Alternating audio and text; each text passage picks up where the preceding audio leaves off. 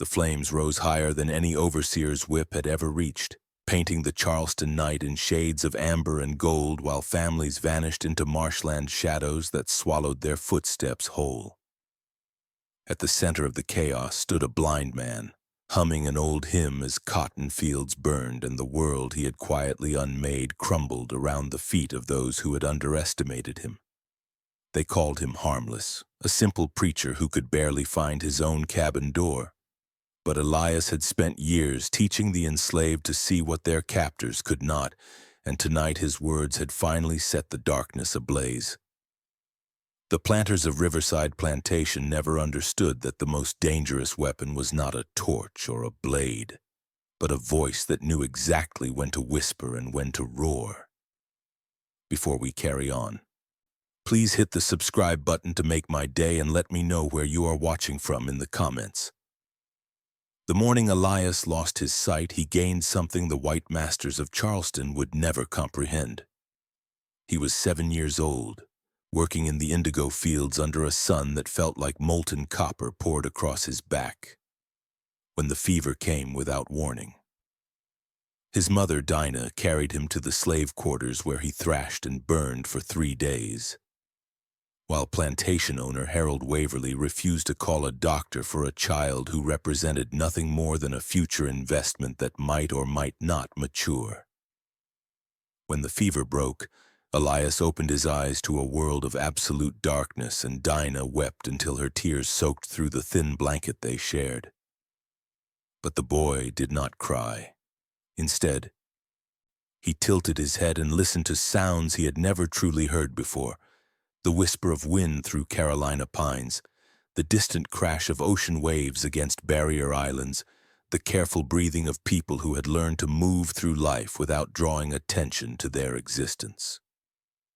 23 years passed between that fever and the night the fields burned, and during those years Elias transformed from a liability into what the plantation owners considered a useful tool. Blind slaves were typically sold off cheaply or simply abandoned to whatever fate awaited them. But Dinah fought with a mother's desperation to keep her son close. She convinced the overseers that Elias could perform simple tasks: shelling peas, mending clothes, grinding corn, anything that did not require sight. As he grew, his fingers became extraordinarily skilled, able to repair a broken tool handle or weave a basket with a precision that sighted workers envied. But it was his voice that truly saved him from being cast out or worked to death in some isolated corner of the plantation. Elias had inherited his mother's gift for song, and his voice carried a richness that seemed to pour directly from some deep well of sorrow and hope intermingled. When he sang in the fields, even the cruelest overseers would pause their whips for a moment, caught by melodies that spoke of rivers and freedom and a distant shore where no man owned another. The slaves found comfort in his music, and productivity increased when Elias sang, which meant the white masters tolerated and eventually encouraged his presence.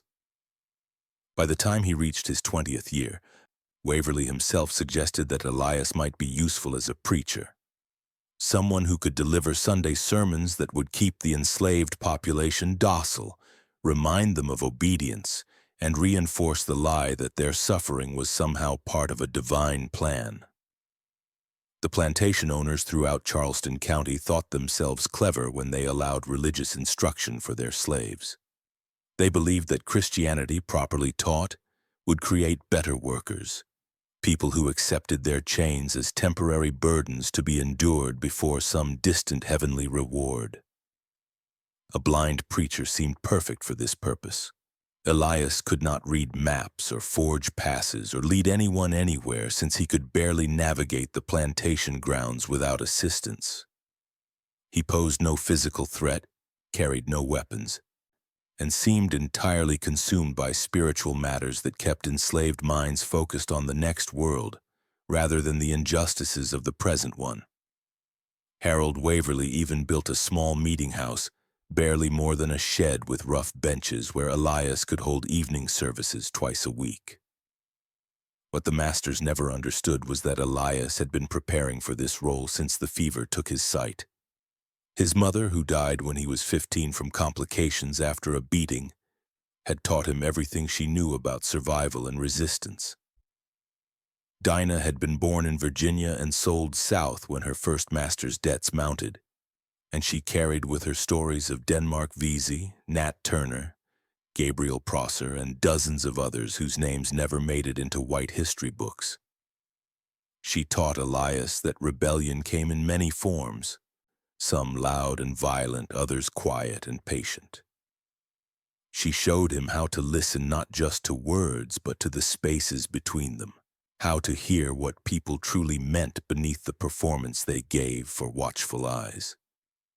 When Dinah died, Elias carried her lessons into every sermon he preached. He learned the Bible thoroughly, memorizing vast passages through repetition and the help of other slaves who could read and whispered verses to him late at night.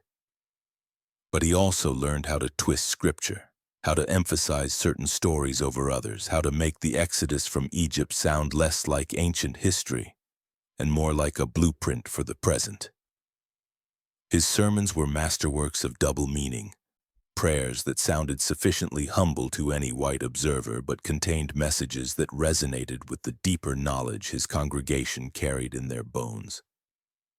He spoke often of Moses and the Promised Land, but he always emphasized the journey through the wilderness, the need for careful planning, the importance of signs and wonders that guided the people forward. He preached about Jericho's walls falling, but he focused on the patience required, the circling and waiting, the precise moment when the trumpet blast came and everything changed at once. He told the story of David and Goliath, but he lingered on David's years as a fugitive, living in caves and building a community of outcasts who eventually became the foundation of a kingdom. To white ears, these were simple Bible stories delivered with emotional fervor. To the enslaved people who gathered in that cramped meeting house, they were coded instructions, carefully laid groundwork for something that had not yet taken shape, but was slowly, inevitably forming. Riverside Plantation sprawled across nearly 2,000 acres along the Ashley River, close enough to Charleston that the sounds of the city sometimes drifted across the water on humid summer nights.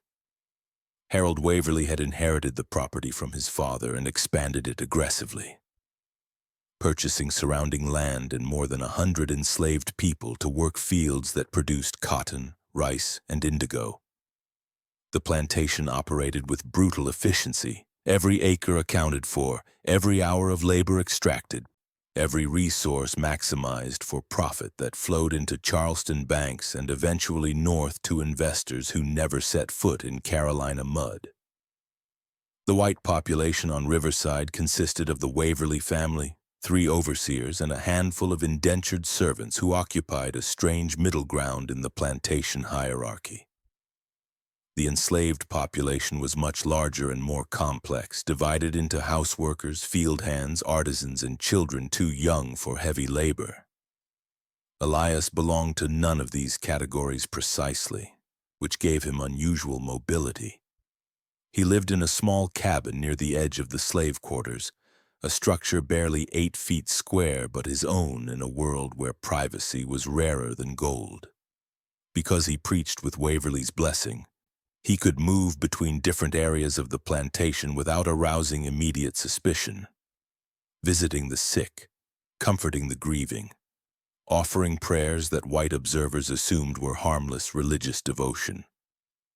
But Elias was building something during those visits, a network of trust and understanding that spread like roots beneath the visible surface of plantation life. He identified people who could be trusted absolutely, those whose hatred of bondage burned hot enough to risk everything but whose discipline allowed them to mask that hatred behind performances of submission. He found Sarah, a house slave who moved through Waverly's home like a ghost and heard every conversation the family thought was private. He cultivated Isaac, a blacksmith whose forge gave him access to tools that could be weapons and whose powerful build made him respected and feared by both enslaved and free. He connected with Ruth, a midwife who traveled between plantations attending births and carried information in her head that never touched paper. These people became the core of something that had no name, no meetings, no written records, nothing that could be discovered and destroyed. They simply understood each other through glances and phrases that meant nothing to outsiders, through songs whose extra verses appeared only when no white ears were listening, through the careful cultivation of a shared vision that required extraordinary patience. Elias preached submission and heavenly reward every Sunday, and twice a week he held additional evening services that Waverly occasionally observed from the doorway, satisfied that his blind preacher was keeping the enslaved population focused on divine rather than earthly justice. But the evening services, when no white observers were present, told different stories. Elias would begin with conventional prayer, then transition into songs that grew increasingly specific. He sang about the North Star, but he described its position relative to landmarks visible from the plantation. He sang about rivers, but he named them, the Ashley, the Cooper, the Stono, and he described which directions they flowed. He sang about seasons, but he emphasized late summer when marshes were navigable and crops tall enough to provide cover. His congregation understood that he was teaching them geography, timing, strategy, everything they would need to know when the moment came. The moment Elias had been preparing for arrived not through his own planning but through the cruelty that permeated every aspect of plantation life. In early August of 1859, Harold Waverly sold a young woman named Clara to settle a gambling debt. Clara was engaged to be married to Jacob, a field hand who had been saving for years in the desperate hope of someday purchasing freedom for himself and his future wife. The sale happened without warning, and Clara was gone before Jacob even learned she had been taken away, loaded onto a wagon heading west to Alabama, where plantation labor was especially brutal, and life expectancy especially short. Jacob's grief turned to rage, and his rage made him reckless. He spoke too openly about running, about tracking Clara west and taking her away from whoever had purchased her, about burning down the whole system that allowed human beings to be sold like livestock. The overseers heard his anger, and they responded with violence designed to break him and terrify anyone else who might harbor similar thoughts. They whipped Jacob until his back was raw meat, then locked him in a shed without water under the August sun, then whipped him again the next day. They announced that any slave caught even speaking about escape would receive the same treatment, and they made it clear that Waverly was considering selling Jacob himself, separating him from his family and everything he had ever known. The brutality created a breaking point that Elias had not anticipated but recognized immediately when Sarah came to his cabin 2 nights after Jacob's second whipping. She said nothing, just touched his hand in a pattern that meant urgent danger. And Elias understood that the careful patience he had been teaching for years had run up against the raw immediacy of suffering that could not wait for perfect timing. He called for a special service the following evening, sending word through his network that everyone should attend.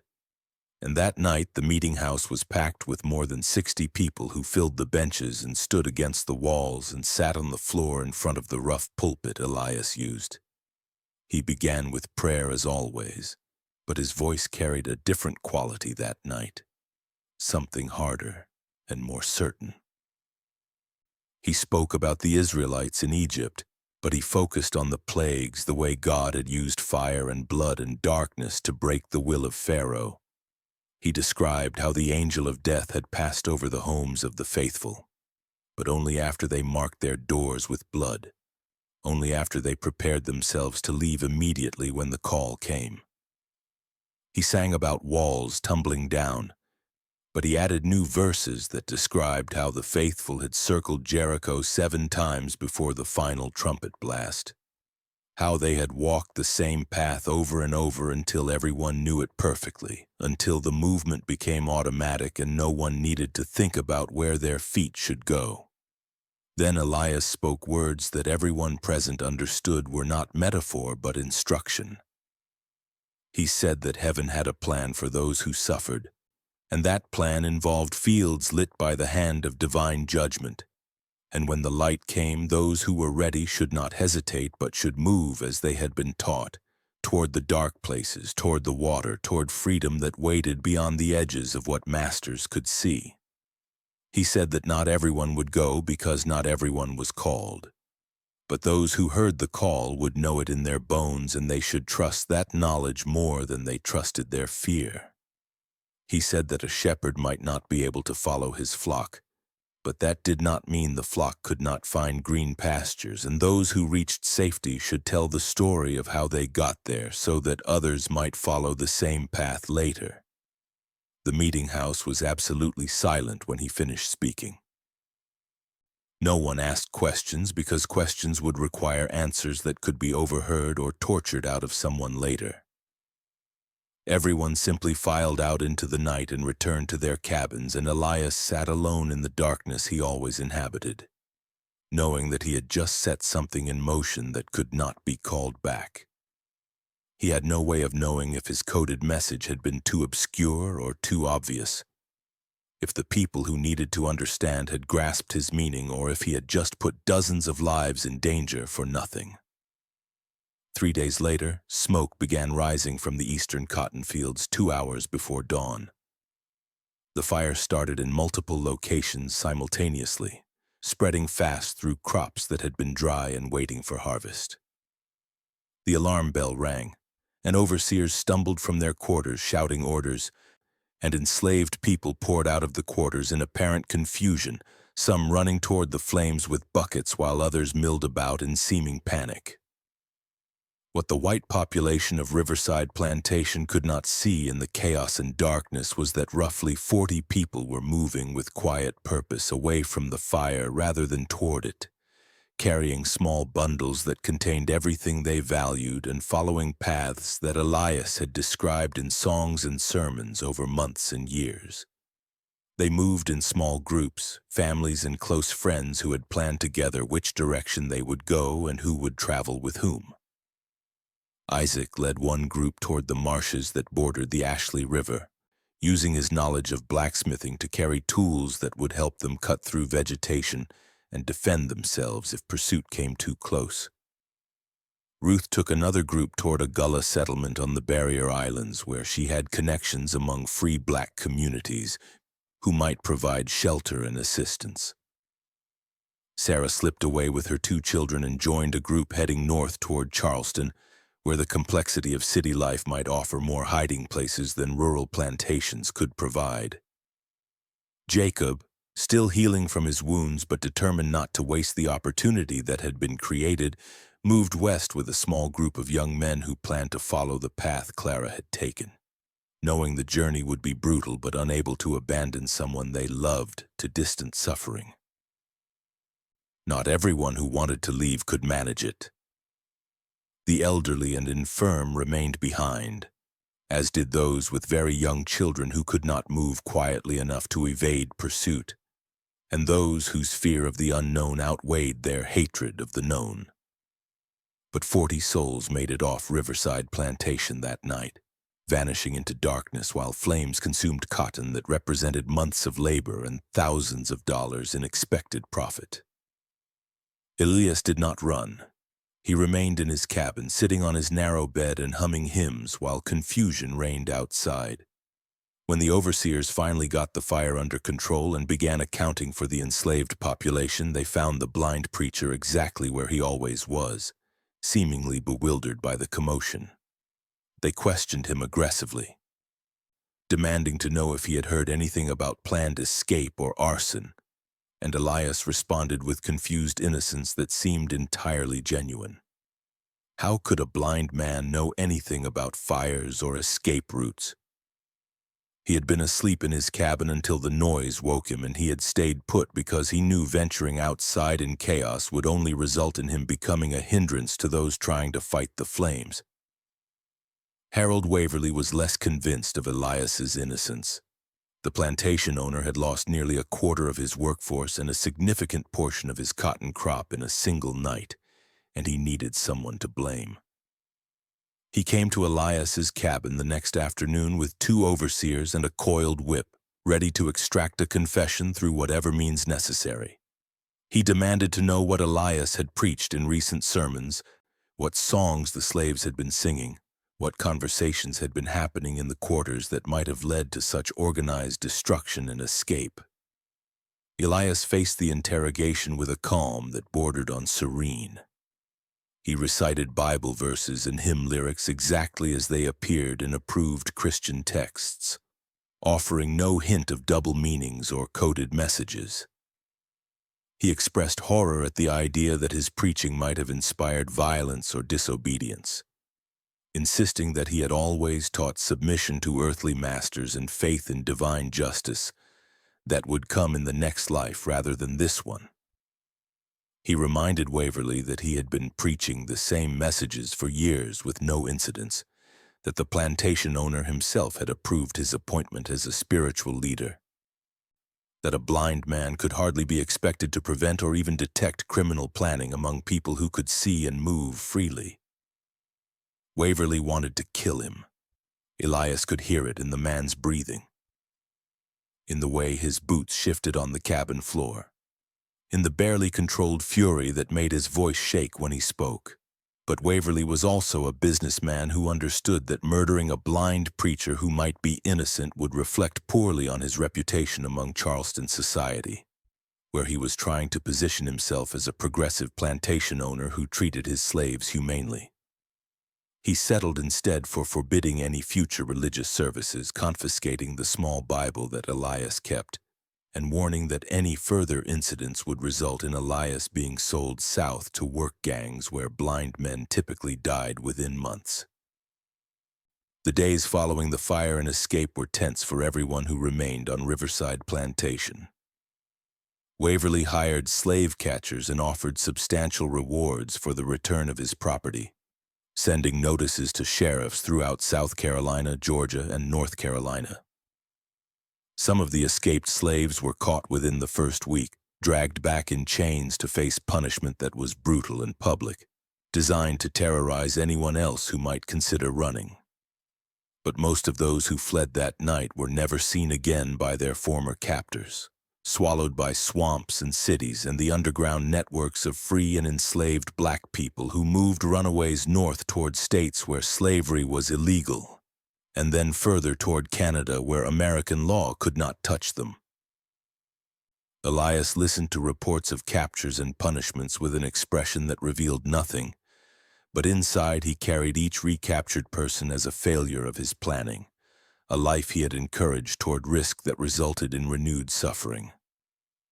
At the same time, he held on to the knowledge that 30 or more individuals had successfully vanished, that Clara's husband Jacob had last been seen heading west with determination in his eyes, that children who had been born into slavery were now somewhere beyond the reach of the auction block and the whip.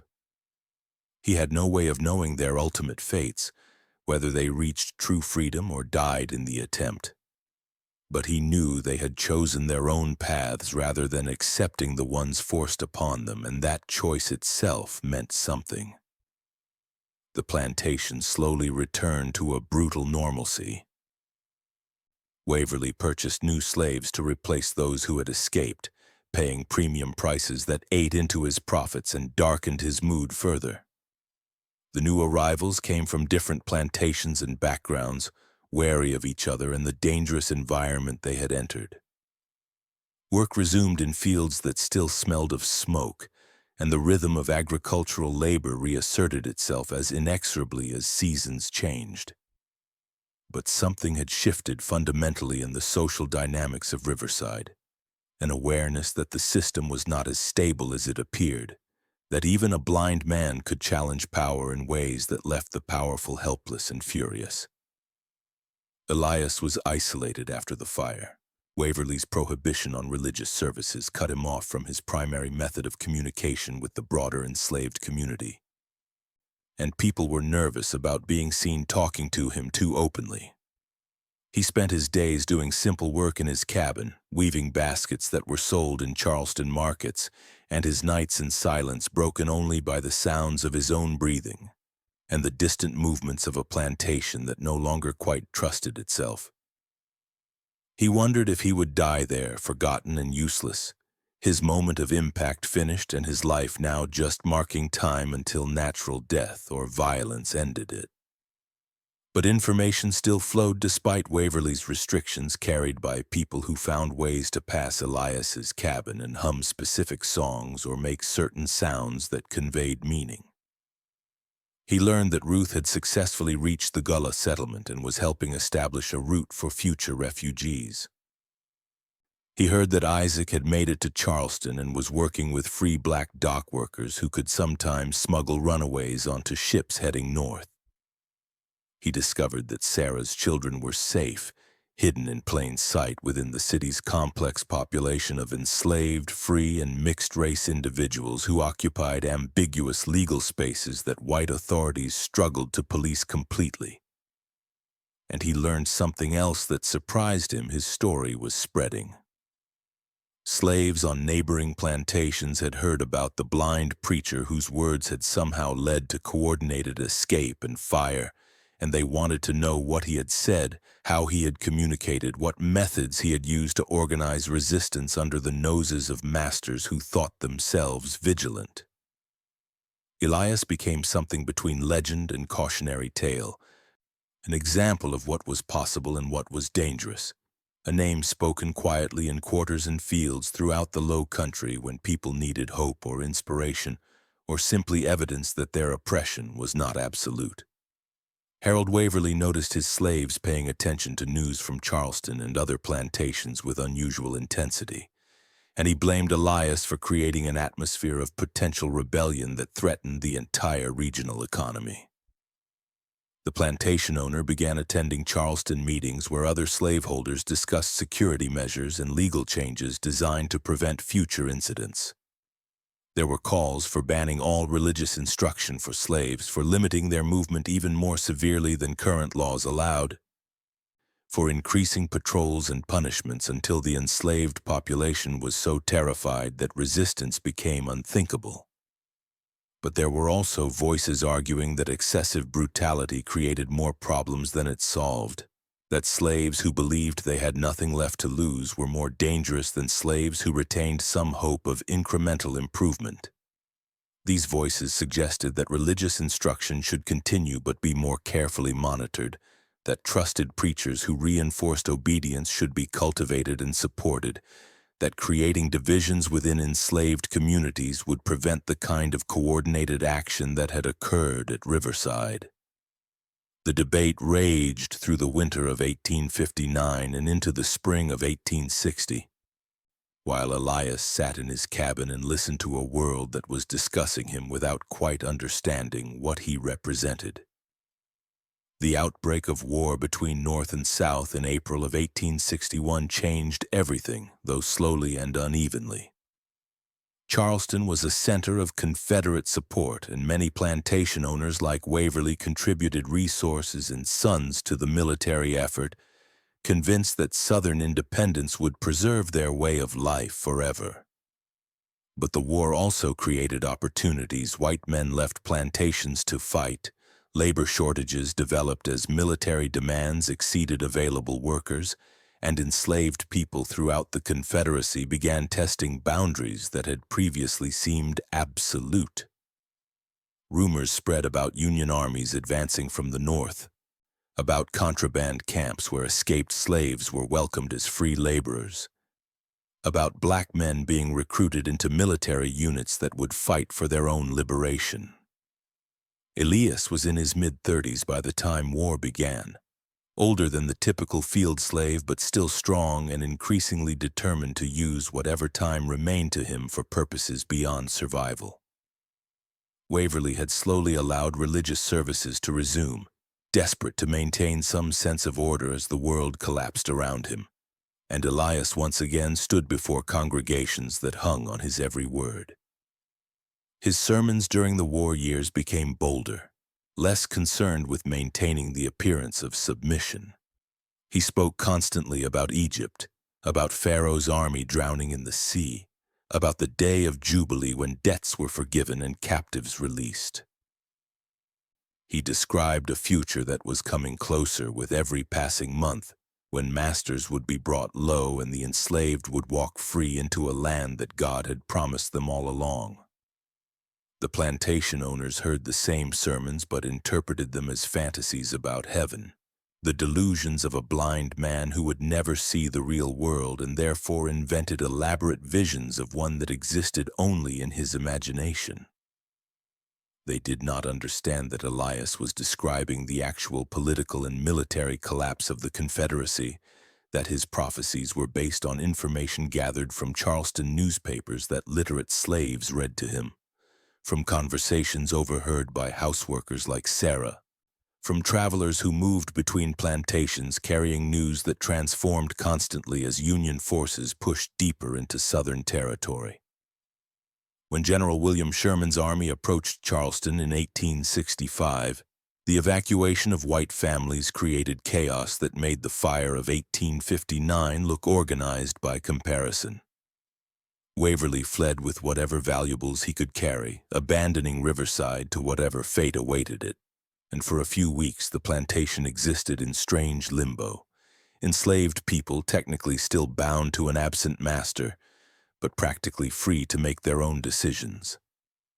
Elias gathered the remaining residents in the old meeting house and spoke to them not as a preacher but as a planner, describing the challenges that would come with freedom, the need to stick together, the importance of establishing legitimate claims to land and resources before white authorities could regroup and reimpose control. Some people left immediately, heading north to find family members who had been sold away years before, or simply to experience the freedom of movement they had never known. Others stayed and began working the land for themselves, planting crops that would belong to them rather than to masters, building something that might become a community of former slaves who transformed themselves into citizens. Elias remained among those who stayed, not because he lacked imagination about what else he might do, but because Riverside had become the foundation of a network that extended far beyond its boundaries, and he believed the most important work was establishing proof that black people could govern themselves and create prosperity without white supervision. The years following the war were turbulent and violent. The federal government made promises about land distribution and civil rights, then abandoned those promises as Northern interest in Southern Reconstruction faded. White supremacist groups terrorized black communities throughout South Carolina, and the gains of freedom were slowly eroded by laws designed to restore as much of the old system as possible without technically re-establishing slavery. Elias continued preaching and organizing, but his work shifted toward building institutions that might outlast immediate political changes.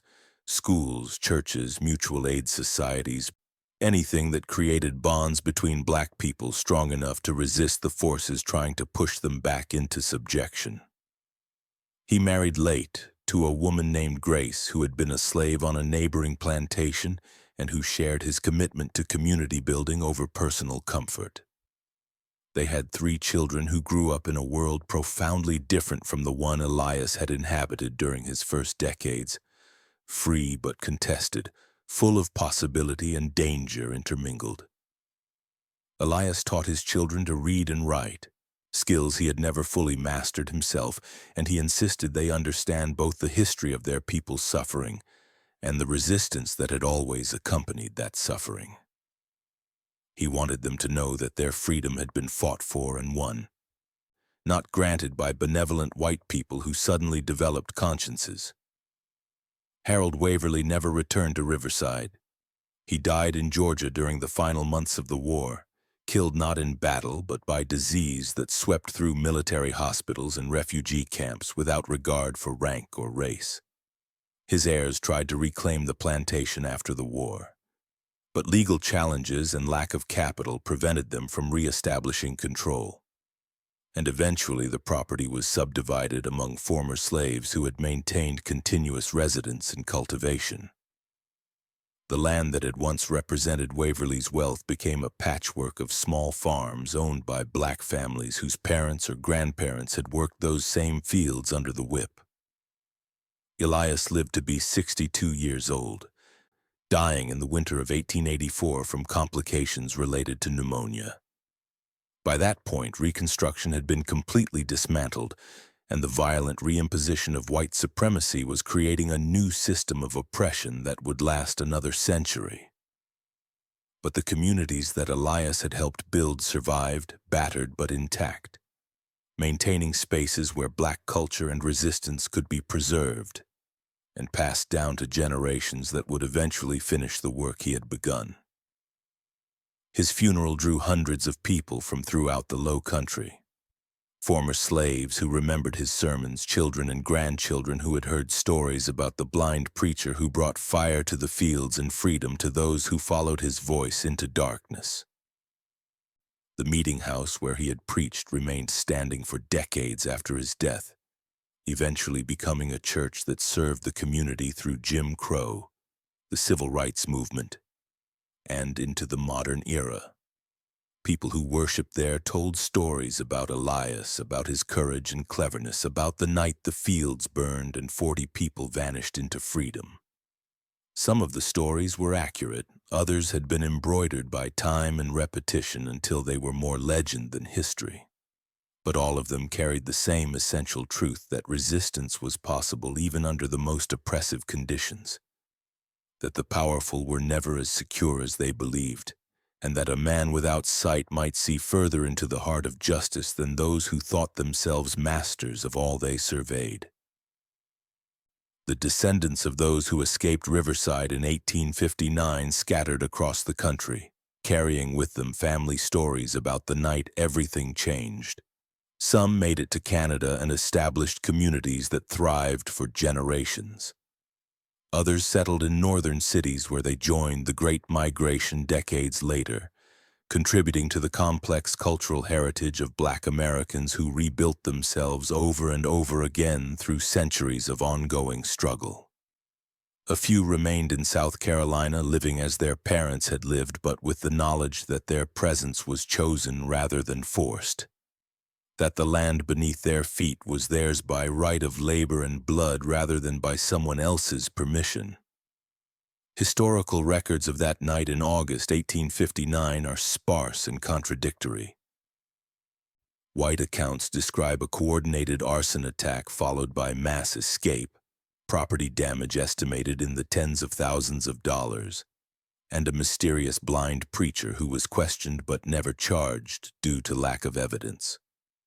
Black oral histories describe a moment of collective action born from years of careful preparation, when words spoken in worship services transformed into movement through darkness toward uncertain but self-determined futures. The truth lives somewhere between these accounts, complicated by the fact that people who successfully escaped slavery had every reason not to document their methods or routes, protecting information that others might need to follow later. What remains undeniable is that something profound happened at Riverside Plantation, something that terrified the white population of Charleston and inspired enslaved people throughout the region. A blind man who was supposed to be harmless had become a catalyst for organized resistance, using the very tools his oppressors had given him: religious instruction, freedom of movement for spiritual purposes, the trust of a community desperate for hope to create outcomes that those oppressors had thought impossible. The plantation owners had laughed at the idea that a blind preacher could pose any threat to their system, and that laughter had been their fatal miscalculation. In the decades following the Civil War, scholars and activists trying to document the history of slavery and resistance struggled to capture the full complexity of what people like Elias had achieved. The most dramatic acts of rebellion, violent uprisings, large-scale escapes, physical confrontations with authority, received the most attention because they fit narrative patterns that were easy to understand and remember.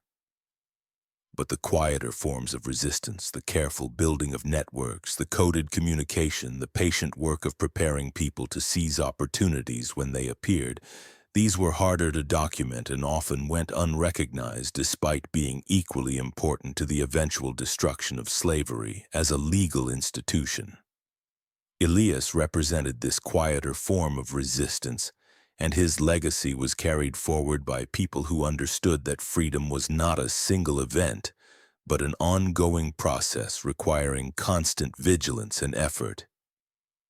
The communities he helped build became training grounds for leaders who would fight through Reconstruction, resist Jim Crow, and eventually force the nation to confront the gap between its stated ideals and its actual treatment of black citizens.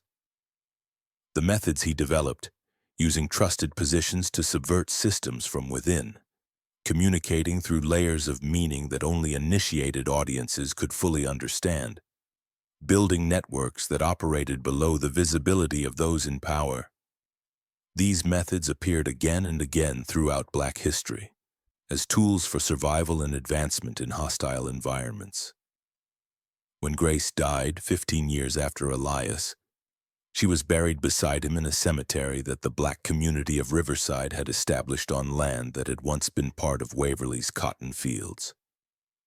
Their graves became pilgrimage sites for people seeking connection to ancestors who had fought for freedom, and visitors left small stones and flowers as markers of respect and remembrance.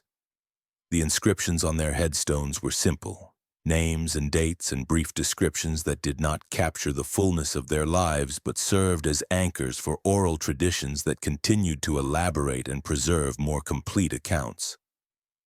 The fire that consumed Riverside's cotton fields in 1859 burned for less than 3 hours before being brought under control.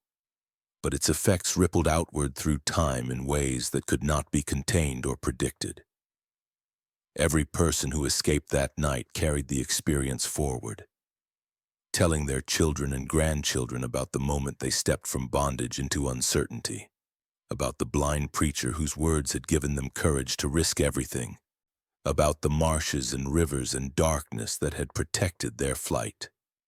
These stories became part of a larger narrative about black resistance and survival, examples that could be pointed to when people needed proof that their ancestors had never accepted slavery passively, had never stopped fighting even when that fighting required extraordinary subtlety and patience. The question of whether Elias himself had started the fires or arranged for them to be started was never definitively answered.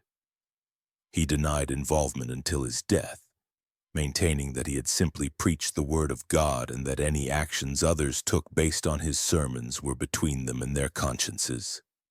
This denial was probably strategic, protecting not only himself but also the network of people who had made the escape possible and who continued working towards similar ends for years afterward.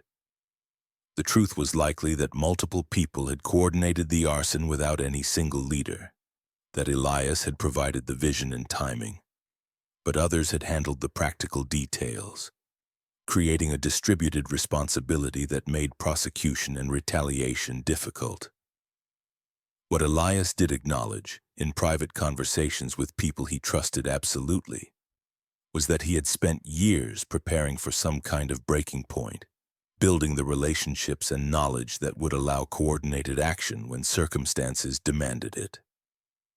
He had not known that Jacob's grief over Clara's sale would be the catalyst, but he had recognized the moment when it arrived and had responded with messages that his congregation was ready to understand and act upon. This combination of long-term preparation and situational awareness was his true genius, the ability to create potential that could be activated when needed rather than trying to force action according to some predetermined schedule that might not align with actual conditions. The children who grew up in the communities Elias helped establish were taught these lessons, that resistance required both patience and decisiveness, that seeming weakness could be strength if properly understood and deployed, that the most important victories were often invisible to those being defeated until long after the battle was already lost. These lessons were passed down through generations, adapted to new circumstances but retaining core insights about power and its vulnerabilities. When the civil rights movement emerged in the mid-20th century, it carried echoes of strategies that Elias and countless others had developed during slavery, using moral authority to expose the immorality of oppression, creating situations that forced the powerful to reveal their brutality, building networks of ordinary people who could sustain long-term resistance even when immediate victories seemed impossible. The physical landscape of Riverside Plantation changed dramatically over the decades following Elias's death. The old slave quarters were torn down and replaced with houses that families owned rather than occupied at a master's pleasure. The fields that had grown cotton for export were converted to crops that fed local communities, with some land set aside for churches, schools, and meeting halls that served as centers of black social and political life. The Ashley River continued flowing past the property, indifferent to the human dramas that had unfolded along its banks. But the people who lived beside it understood their connection to water as both physical geography and spiritual metaphor, a path toward freedom that required courage to navigate but offered possibilities that land-bound thinking could never imagine. Historians who later tried to reconstruct what had happened at Riverside found frustratingly little documentation. Plantation records from that period had been lost or destroyed during the war, and neither Waverly nor his overseers had been particularly diligent about maintaining detailed accounts of religious services or individual slave activities. The white newspapers of Charleston had covered the fire and escape only briefly, treating it as a minor incident in a region where such occurrences were common enough not to warrant extensive coverage. The black community's oral histories were rich with detail but also shaped by the natural processes of memory and storytelling that emphasized certain elements while letting others fade. What emerged from this fragmentary evidence was a portrait of a man who had used every limitation imposed upon him as a tool for resistance, whose blindness became a kind of permission to move through spaces and relationships differently than sighted people could, whose apparent harmlessness allowed him to build power that remained invisible until the moment it was exercised. Elias had understood something fundamental about oppressive systems, that they depended on the cooperation of the oppressed, and that even small withdrawals of that cooperation could create cascading failures that brought down structures that seemed impregnable. His sermons had not created rebellion from nothing but had instead activated capabilities that already existed within enslaved communities, providing coordination and timing that transformed individual desperation into collective action. The blind preacher of Riverside became in some ways a mythical figure, a character in stories told to illustrate the possibility of resistance and the danger of underestimating those whom power has dismissed as irrelevant. Parents told their children about Elias when teaching them to be careful about which battles to fight openly and which to pursue through subtler means. Preachers invoked his example when reminding congregations that spiritual authority could become a platform for material liberation if properly wielded. Organizers studied his methods when planning campaigns that needed to operate under hostile observation, learning from his use of code and indirection to communicate dangerous ideas through apparently innocuous messages. By the time the 21st century arrived, the story of Elias had been incorporated into the broader history of American slavery and resistance, taught in classrooms and discussed in academic papers and popular books. The specific details remained contested. Different historians emphasized different aspects based on available evidence and their own interpretive frameworks, but the general outline was accepted as historically sound. A blind slave preacher had somehow facilitated a significant escape and act of arson at a South Carolina plantation in 1859, using religious services as cover for organizing resistance, and that action had contributed to the climate of tension and possibility that characterized the final years before slavery's legal abolition. What often got lost in these historical accounts was the human texture of what Elias had experienced and accomplished.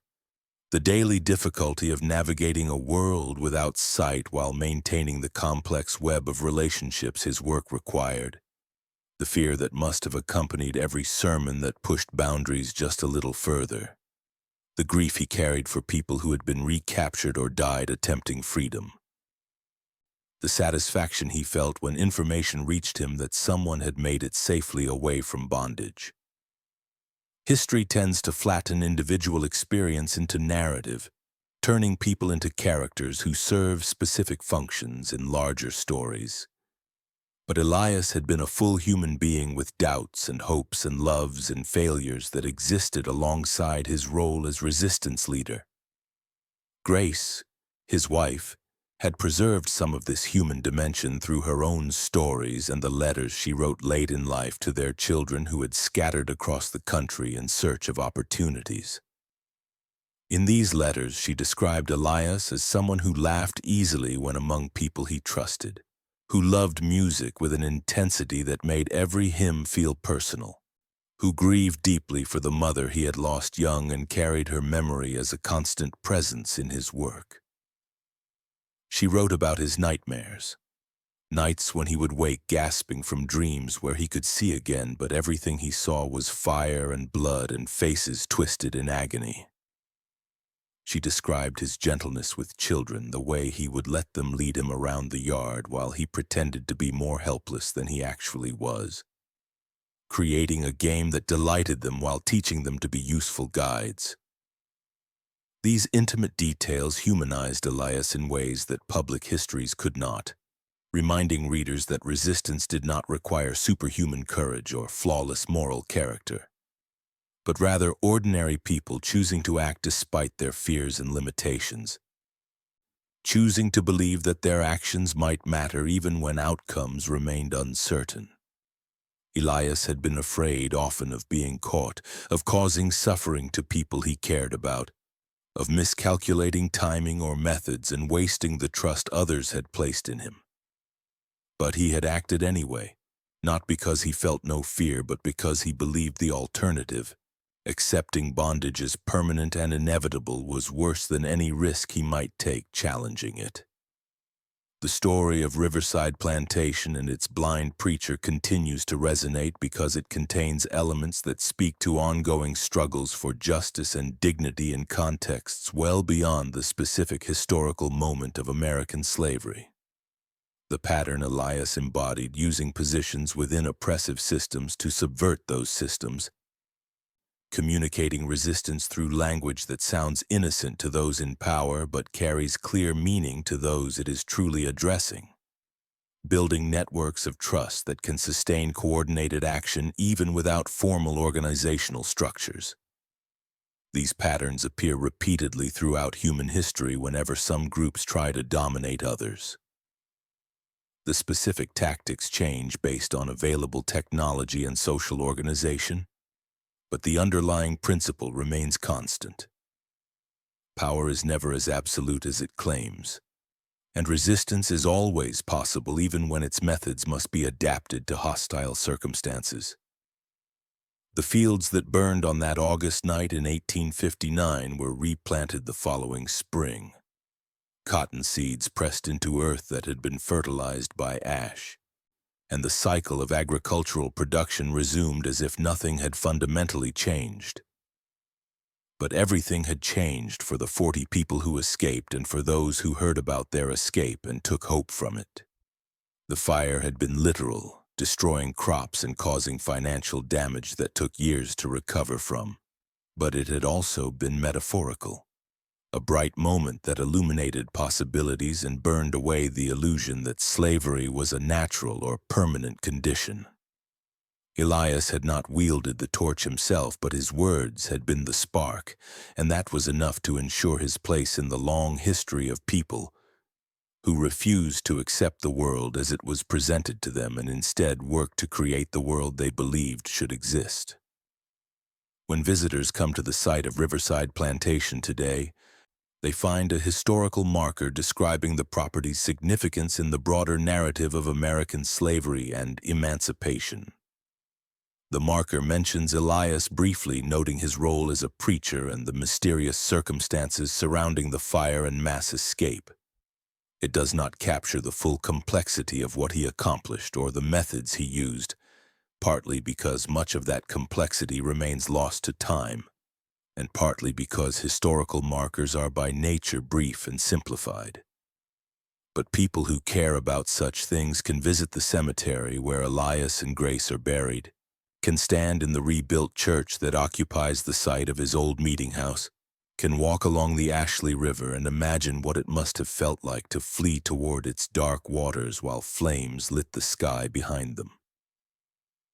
The story lives on not because it was unique. Many similar events occurred throughout the South during the era of slavery, and countless acts of resistance, great and small, shaped the system's eventual collapse. But because it was documented well enough to survive, and because it contains narrative elements that make it memorable and resonant.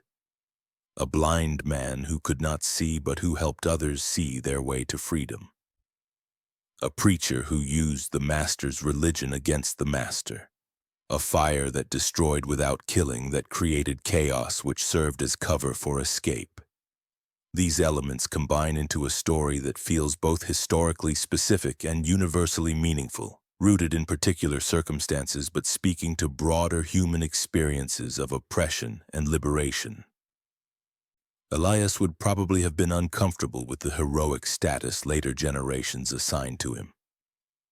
He was by all accounts modest about his role, insisting that the courage belonged to those who ran rather than those who preached, and that his words had mattered only because people chose to act on them.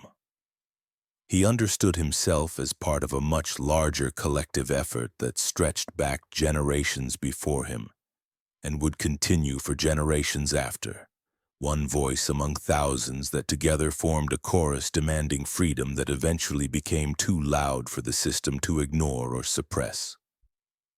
But history requires names and faces to anchor abstract concepts, and so Elias became a name and face representing that broader movement, a symbol whose life and work could be studied and honored as a way of honoring all those whose names were never recorded but whose resistance was equally real and significant.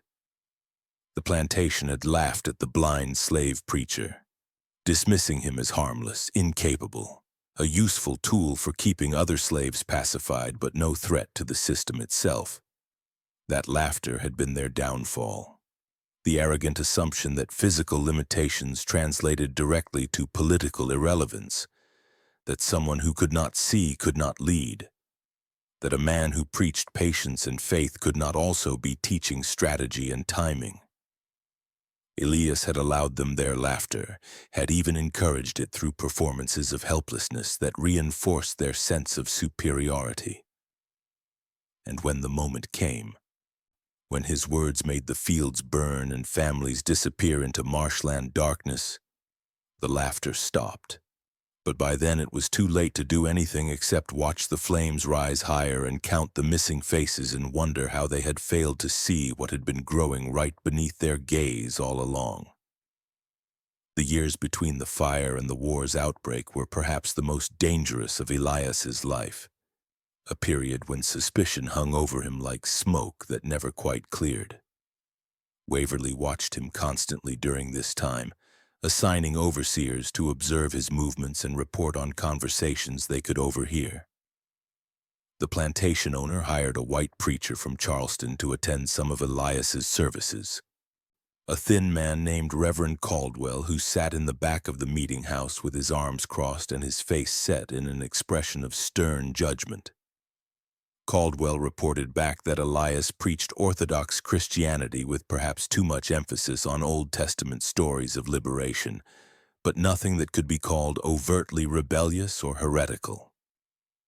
The Reverend suggested that allowing the services to continue under periodic observation was less dangerous than banning them completely, which might create resentment that would fester into worse problems later. Elias knew he was being watched, could feel the weight of hostile attention even when he could not see the eyes tracking his movements. He adapted his methods accordingly, making his sermons even more carefully coded, relying more heavily on songs whose meaning shifted depending on who was listening. He developed a practice of speaking in parables that sounded like simple moral lessons about honesty and hard work, but carried deeper meanings for those who knew how to listen. One of his favorite parables told the story of a farmer who planted seeds in rocky soil, and though the seeds struggled to grow, their roots went deeper than seeds planted in soft earth. And when storms came, those deep roots held firm, while shallow plants were torn away.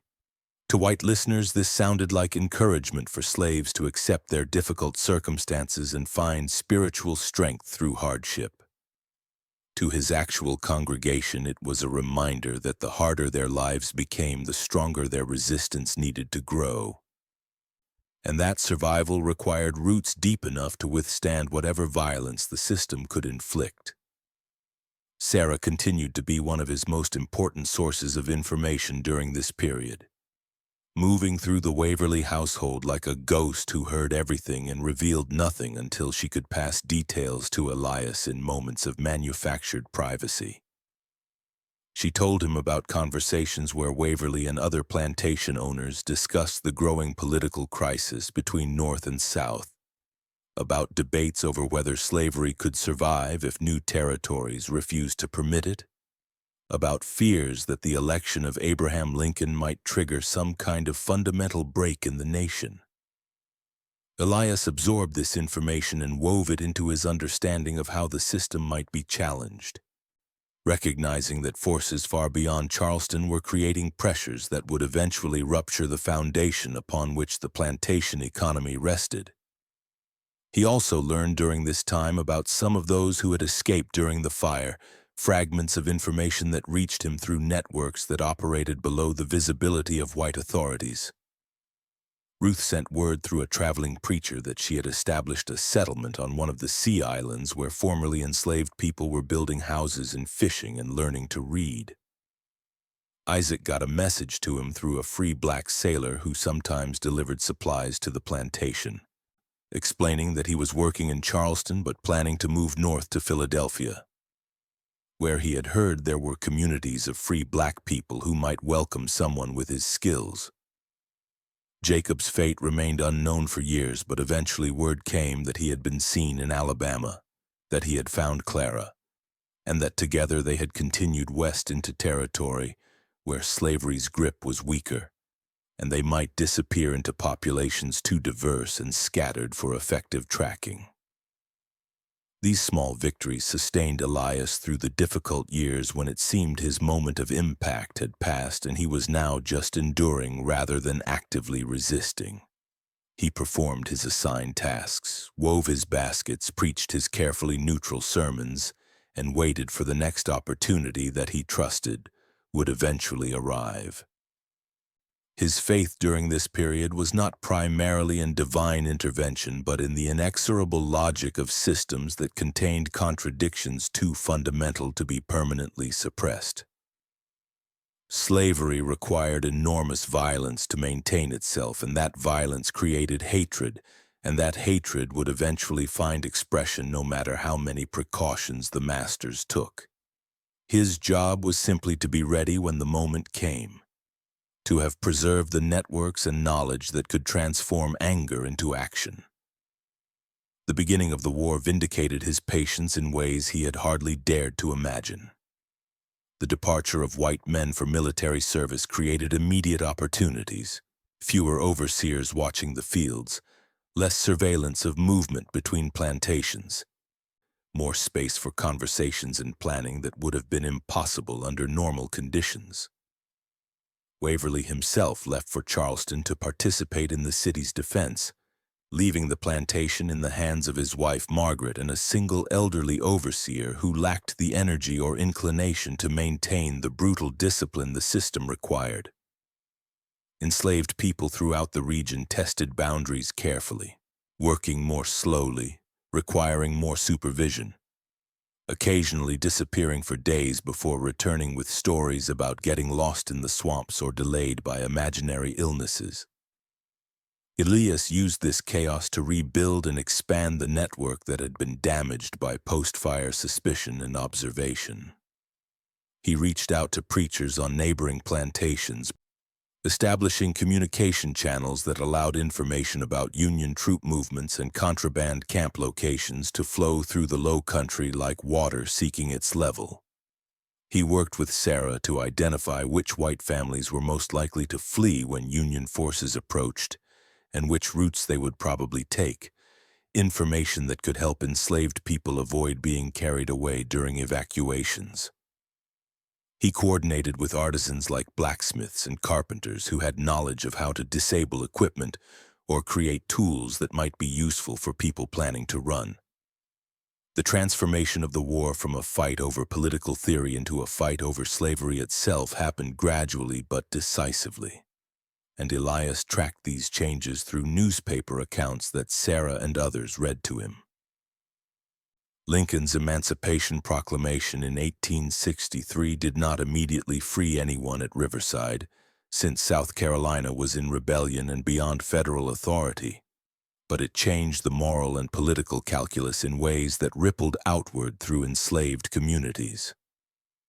The knowledge that the Union cause was now explicitly tied to abolition meant that every Union victory brought freedom closer, that the system which had seemed eternal was actually dying in real time, that the patient resistance Elias had been teaching for decades was about to be rewarded in ways more complete than he had originally imagined possible.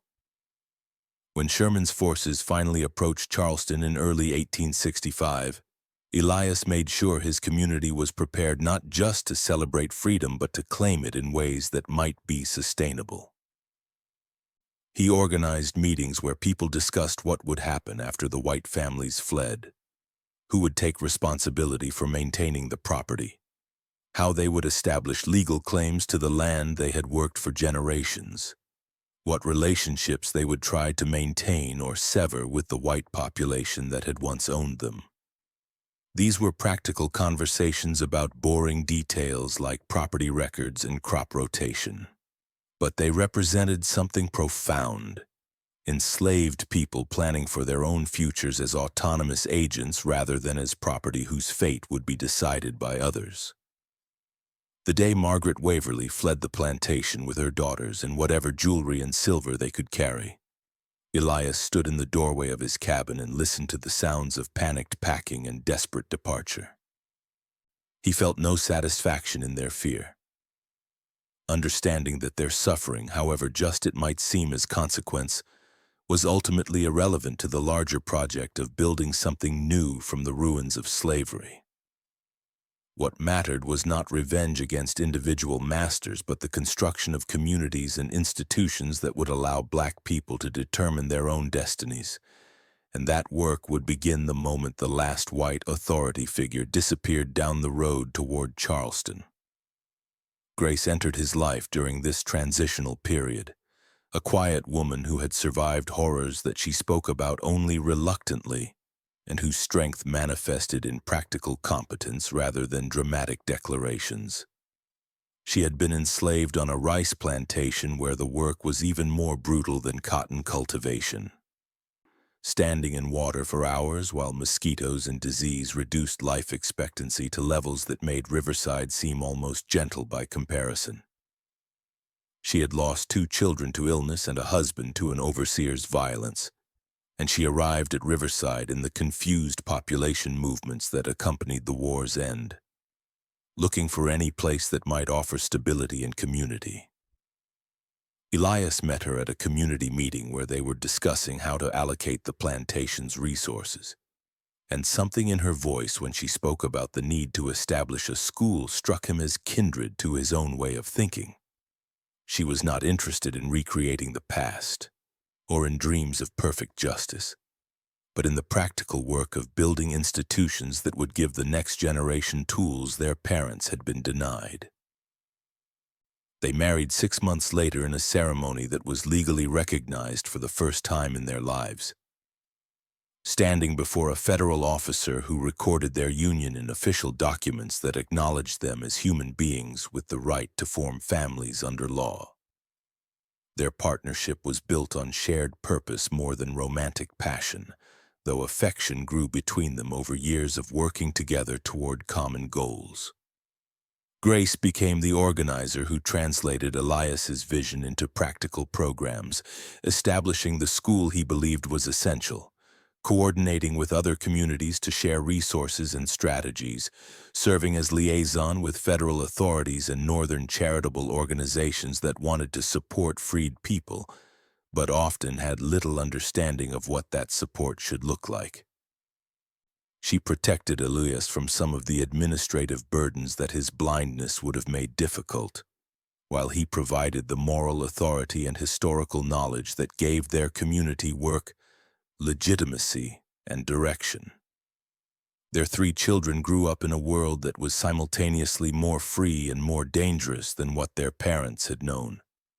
They could attend school and learn to read and write without fear of punishment, could make choices about their own labor and movement, could imagine futures that were not predetermined by the color of their skin. But they also grew up watching the promise of Reconstruction slowly betrayed, seeing the federal government withdraw its protection, witnessing the rise of violent white supremacist groups that used terrorism to reimpose racial hierarchy even when legal slavery could not be restored. Elias taught his children that freedom was not a gift received once and then secured forever, but a condition that required constant defense and renewal, and that every generation would face its own battles in an ongoing war that might never fully end. The establishment of the school at Riverside represented one of Elias's proudest achievements in the post-war years. The building was modest, constructed from lumber salvaged from old slave quarters and work sheds, with benches built by men who had learned carpentry while enslaved and now applied those skills to their own community's needs. Grace taught reading and writing to children during the day and adults in the evening, using whatever materials they could acquire from northern missionary societies and church groups. Elias taught history and music, passing down the stories he had learned from his mother and the songs that had carried coded messages of resistance, making sure the next generation understood that their freedom had been fought for and won rather than granted by benevolent white people who suddenly developed consciences. The school faced constant opposition from white authorities who understood that educated black populations were harder to control and exploit. There were attempts to burn the building, legal challenges claiming the land belonged to Waverly's heirs, economic pressure applied to families who sent their children to learn, rather than to work in fields that white landowners still tried to control. But the school survived through a combination of determination and strategic alliances with northern organizations that provided just enough financial and legal support to keep local white authorities from completely destroying it. By the time Elias died, the school had educated hundreds of children and adults, creating a literate population that could read contracts and laws, write letters and petitions, access information that was essential for protecting their interests in a society that remained fundamentally hostile to their flourishing. In his final years, Elias spent much of his time simply talking with people who came to visit, sharing stories about the past and offering advice about present struggles. His cabin became a kind of informal community center where people gathered to discuss problems and strategies, where disputes were mediated and decisions about collective action were debated. He had developed a reputation not just as a preacher but as a wise counselor whose blindness seemed to enhance rather than limit his ability to understand human nature and social dynamics. People said that Elias could hear things in your voice that you did not know you were revealing, could sense when you were lying or afraid or hiding something important, and that his advice was worth following even when you did not fully understand his reasoning. He told stories during these visits, not grand tales of heroic resistance but smaller narratives about specific people and moments that illustrated broader principles. He talked about a woman who had kept singing while being whipped because she refused to give her tormentor the satisfaction of hearing her scream, and about what that act of defiance had meant for everyone who witnessed it. He described a man who had stolen tools and buried them in the woods over the course of years, preparing for an escape he never actually attempted, but whose preparation itself was a form of resistance against the assumption that slaves accepted their bondage as permanent. He recounted conversations he had overheard between white people who thought they were alone, revealing the fears and doubts that masters tried to hide beneath performances of absolute confidence and authority. These stories served multiple purposes: preserving historical memory, teaching strategy, building solidarity, reminding people that they belonged to a tradition of resistance that stretched back generations and would continue forward into futures they could not yet imagine. Elias understood that one of slavery's greatest weapons had been the erasure of history, the attempt to make enslaved people believe they had always been slaves and their ancestors had always been slaves, and therefore slavery was a natural condition rather than a violent imposition. By telling stories that revealed the constant resistance that had always accompanied bondage, he helped people understand themselves as inheritors of courage and creativity, rather than as passive victims who simply endured whatever was done to them. The pneumonia that killed Elias came on quickly in the winter of 1884, a cold that settled deep in his lungs and refused to yield. Despite Grace's nursing and the herbs and medicines that community healers prepared, he was 62 years old, and which was far longer than most enslaved people of his generation had survived, and his body had accumulated decades of strain and damage that made recovery from serious illness difficult.